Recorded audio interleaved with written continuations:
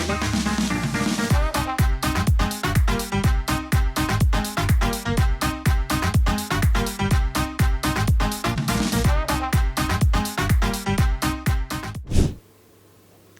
วัสดีครับผมชื่อเล็กมโนนะครับใน EP ที่ 4 ตามสัญญานะครับเรามาพูดถึงเรื่องของการการันตีหรือการเช็คแท้เทียมทำในรูปแบบของการ์ด Watch World Service สีเขียวเนี่ยนำพาเราไปสู่การสร้างความมั่นใจในการเดือนหนึ่งถ้าเราจะรู้ว่ามันแท้เนี่ยมันไม่พ้นเดือนนี้หรอกทำไมหรอก็มันเป็นของใหม่ไงคุณซื้อนาฬิกาจากศูนย์แล้วมีการ์ดการันตีมาด้วยก็เป็นเรื่องง่ายที่คุณจะเข้าใจได้ว่าแท้ก็คือแท้นะครับเพราะว่าวิธีการเช็คเนี่ยดูจากซีรีส์นัมเบอร์ด้านในอันนี้นะครับตรงกับการ์ดใบนี้ที่มันมีรหัสโมเดลของเขาอยู่อันเนี้ยก็ง่ายๆเพราะฉะนั้นเนี่ยการทำความเข้าใจกับสิ่งที่มันมีอยู่แล้วและมันมาแบบสมบูรณ์เนี่ยก็เป็นการยกตัวอย่างถ้าคุณจะซื้อนาฬิกาในประเภทเวอร์ชั่นใหม่นาฬิกาประเภทที่มันออกจากช็อปหรือว่าไม่ต้องออกจากช็อปก็ได้นะครับถ้าคุณซื้อใน after market เนี่ยแล้วคุณสามารถพิสูจน์เลขกับการ์ดเนี่ยตรงกันเนี่ยอันเนี้ยก็คือโอเคจบนะครับแต่ถ้านาฬิกาของคุณมันไม่ใหม่ล่ะนาฬิกาบนข้อมือของผมเป็น York Master ซื้อขายมาแบบเป็นมือสองนะครับกล่องใบไม่มีเราจะรู้ได้ยังไงล่ะนาฬิกาของเขามูลค่าครึ่งล้านประมาณ 500,000 บวกลบแบบนี้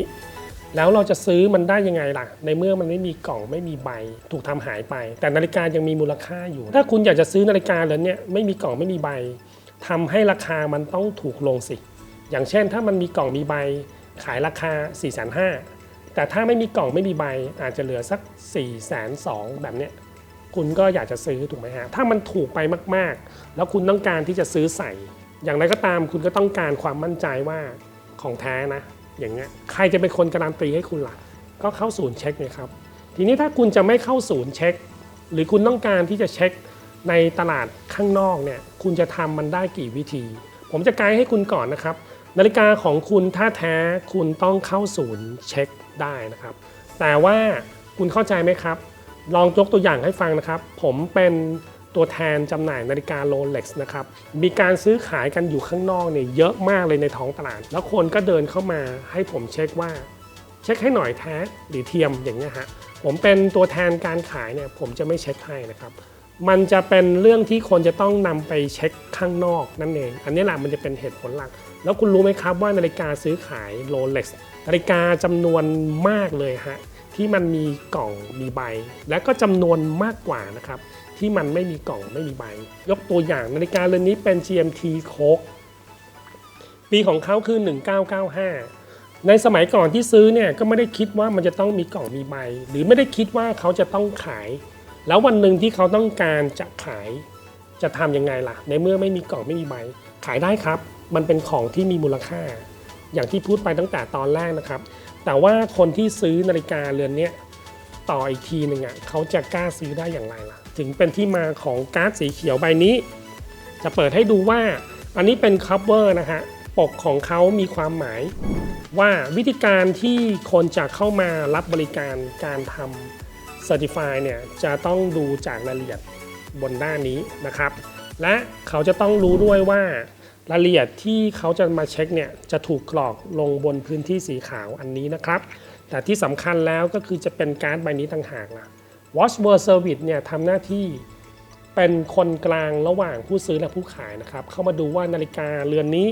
ดู4อย่างนะครับ 1. ดูแท้ดูเทียม 2. คือดูอะไหล่อุปกรณ์นะครับว่ามันถูกปรับเปลี่ยนหรือเปลี่ยนแปลงไปหรือไม่ 3. คือดูว่ากลไกการทำงานของเขาเนี่ยเป็นอย่างไรนะครับหมายความว่าสุขภาพของนาฬิกาเรือนนี้ถึงเวลาหรือยังที่จะต้องเซอร์วิสบางสิ่งบางอย่าง 4. คอนดิชันของนาฬิกาเรือนนี้มันสึกหรอมากแค่ไหนเพราะฉะนั้นการดูนาฬิกาแท้เทียมที่จริงแล้วมันไม่ครอบคลุมนะครับแต่การดูถึงชิ้นส่วนอะไหล่ของเขาเนี่ยฮะและก็